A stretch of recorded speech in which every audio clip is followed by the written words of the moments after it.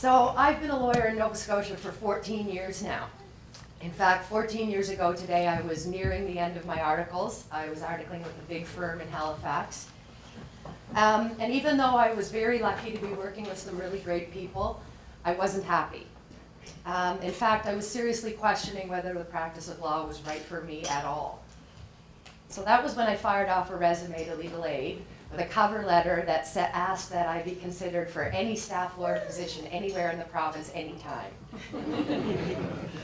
Now, I didn't realize it at the time, but my timing was pretty good because the Mancinis were moving to Dartmouth. And before I knew it, I was having an interview, and then came a call from Legal Aid at head office, and the question was, how about Sydney? Now, to understand my reaction to that how about Sydney question, you have to know a little bit more about me. Unlike many Nova Scotians, I had zero connection to Cape Breton. No family, no friends, no history of vacationing here. I really had no good answer to that who's your father question that you hear so often. However, even though I was articling in Halifax, I was definitely not from Halifax.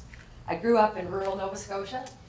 First, we lived in Lockport, which is a very small town on the South Shore, about half an hour from Shelburne.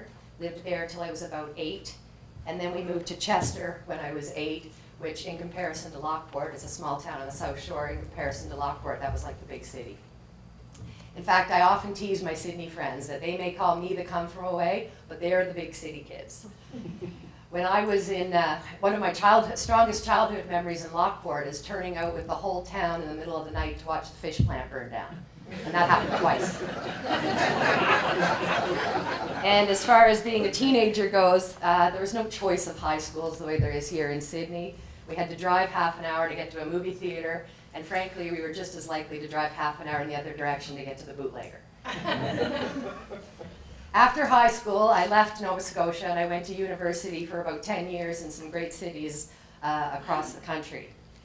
I went to law school in British Columbia. When I was done, I decided to move home. And that decision was very much about wanting to come home to practice law in the province that I love the most. So back to that how about Sydney question. After I recovered from the shock, I realized that it actually made a lot of sense, considering who I am and what's important to me. And to be honest, at the time, I rationalized that I didn't have to stay forever. Maybe I'd just get in with Legal Aid, get made permanent, and then transfer back somewhere else on the mainland.